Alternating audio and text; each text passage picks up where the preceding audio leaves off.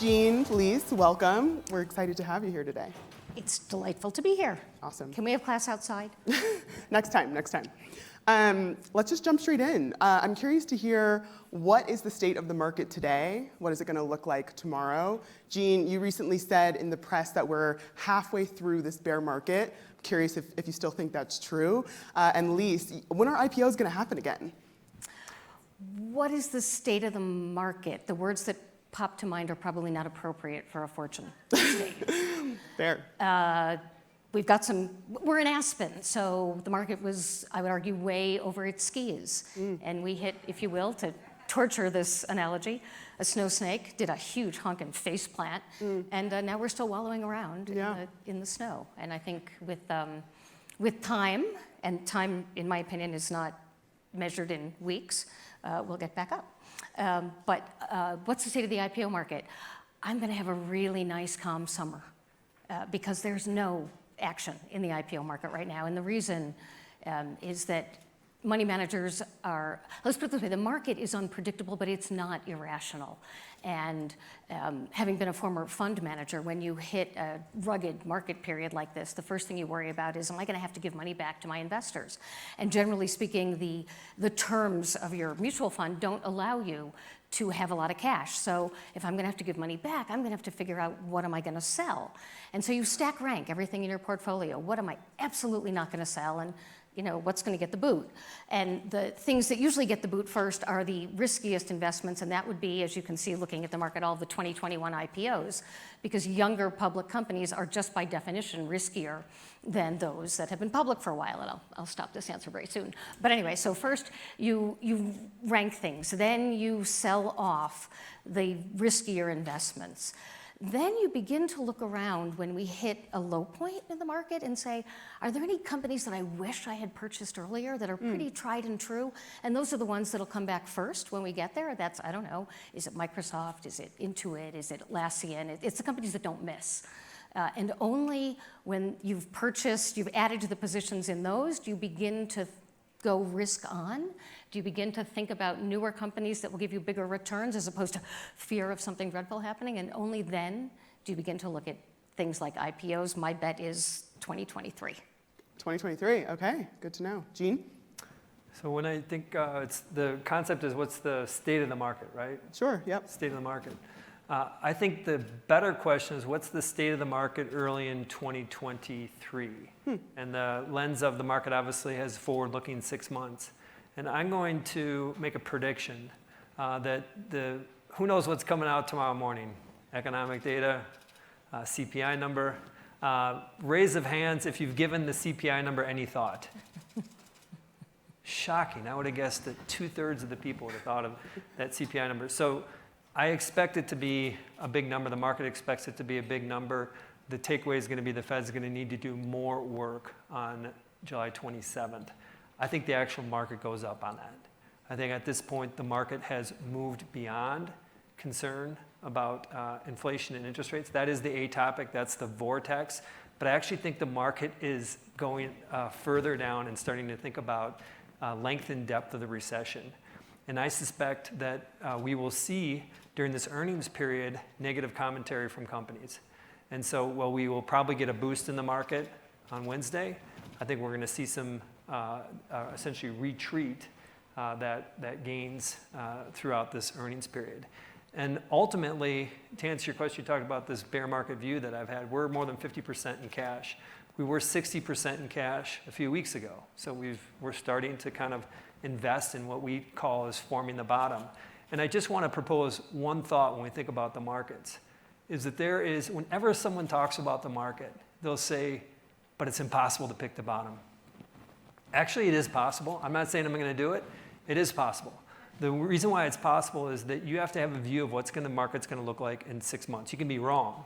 And my sense is in 6 months from now, investors are going to be more confident that the growth rates actually are going to be better in 23 than they were in 22. And I suspect that over the next 3 months, we're going to be forming a bottom. And so I've been negative for the past year. It was painful when we were 50, 60% in cash last year. Imagine the conversations with our LPs about what we're missing. It's moved back into our favor here, and we're excited to be deploying cash what we think is going to be a pretty ugly earnings season.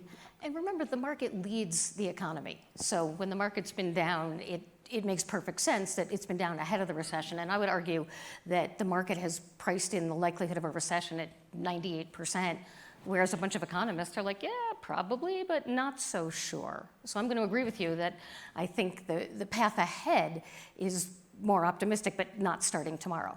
But Absolutely. I want to get some questions from the audience in just a second, so start prepping those. I'm curious to know, given these assessments and sort of predictions, I really appreciate that concrete prediction, Jean, how should institutional and or retail players act accordingly? How are each of you?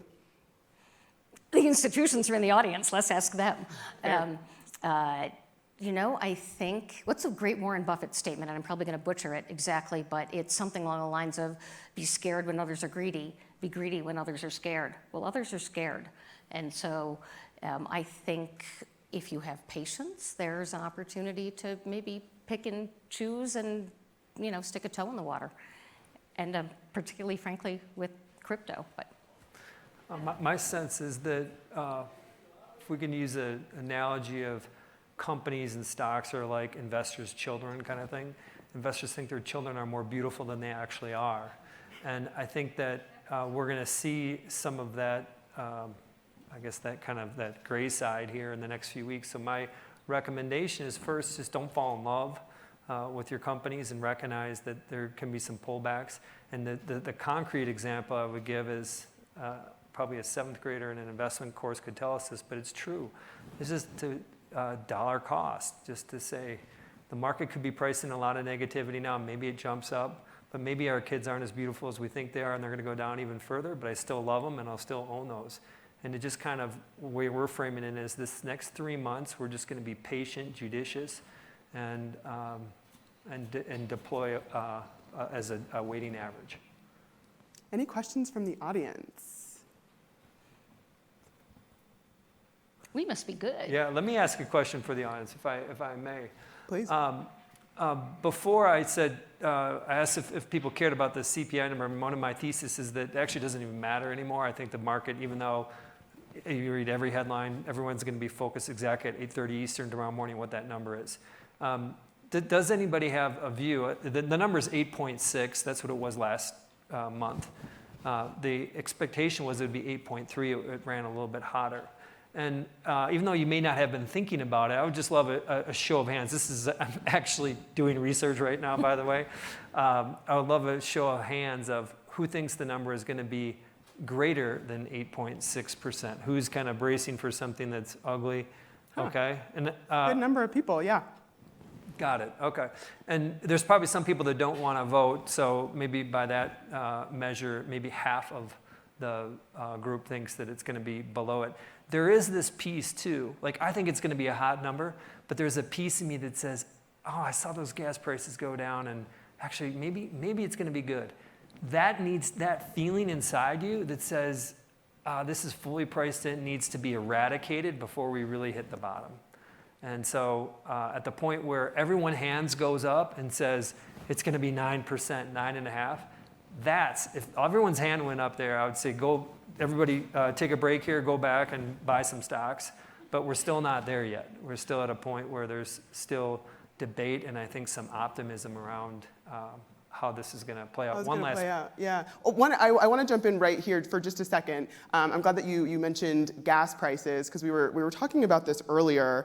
There's a lot of factors at play in general and of course in the market in particular right now and in history. What are the factors that both of you think most greatly have impacted where the market is today? So let's think COVID, let's think international relations, the SPAC explosion is something that I know you have thoughts on, Lise. When you think about some of the factors that have played into the market today, what do you think have been the most influential?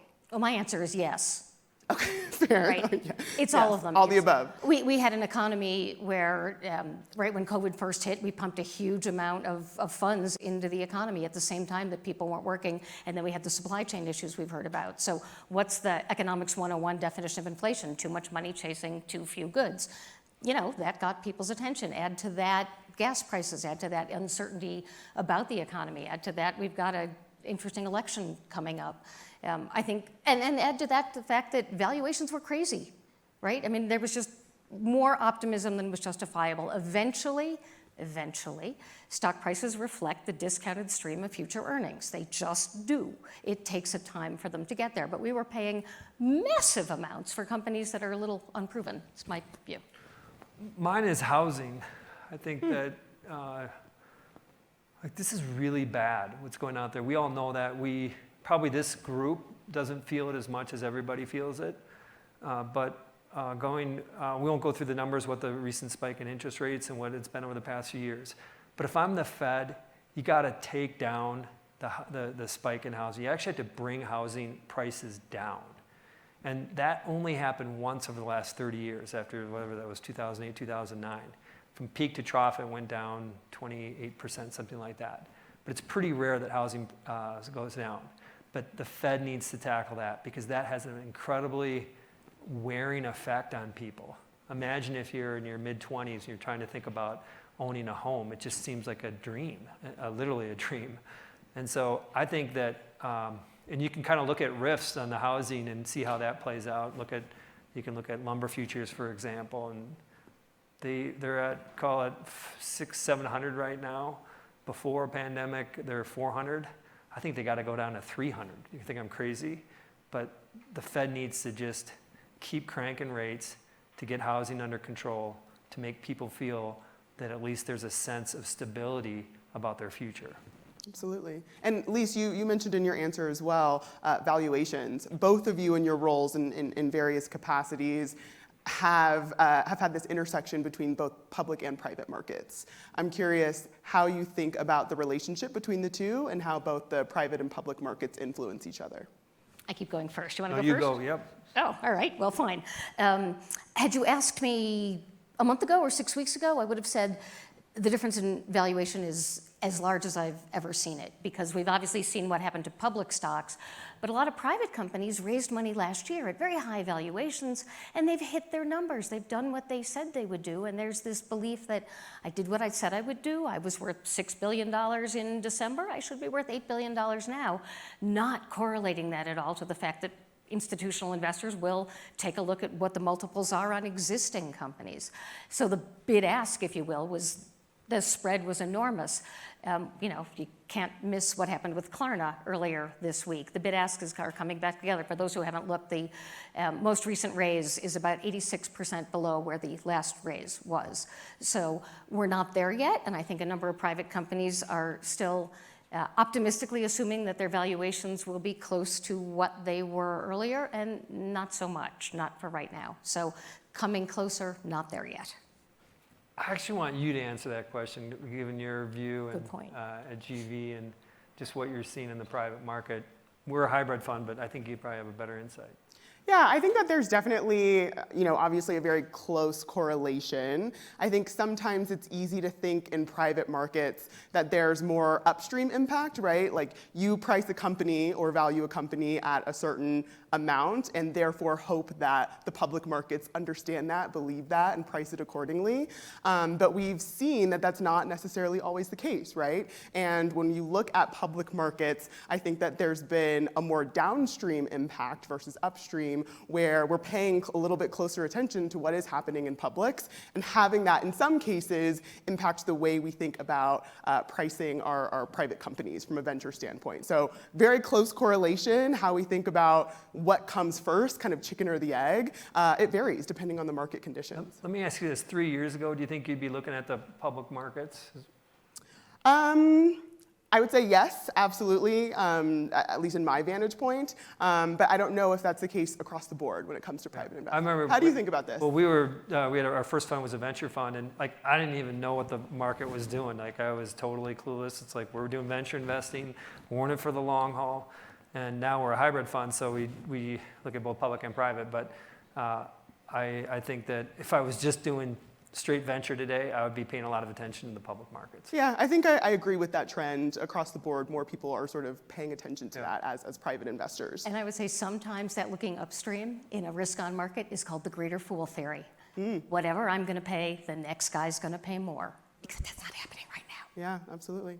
All right, final question. We have just a little bit of time here, so quickly. This, of course, is Fortune Brainstorm Tech, and so I want to talk about tech really quickly. When we think about the tech darlings, to some, they are no more, or perhaps on their way out. Final thoughts from each of you. Is there something there? Technology is going to be important. I would hope so, yeah.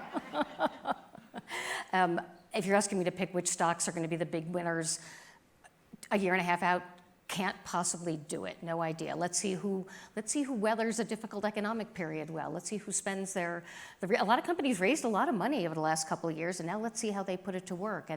And obviously the market has shifted its attention from growth to profitability. Let's take a look at that. See what happens, absolutely. I would, Gene, 30 seconds? Yeah, not investment advice. The Apple, Iron Horse, they're going to get in the cars. Eventually, they're going to do something there. They're going to be something more with CarPlay or actual car. Don't know. Huge impact. Could double the size of their business. Amazon, another big one. You get the retail business for free right now. Toy department, I got 18 seconds. Toy department means this is money you can lose. You don't care if you lose it. It's Peloton, OfferPad, Open Door. They're either going to 0 or going to 100. Don't know. All right, love it. Gene, Lise, thank you so much. Thank you.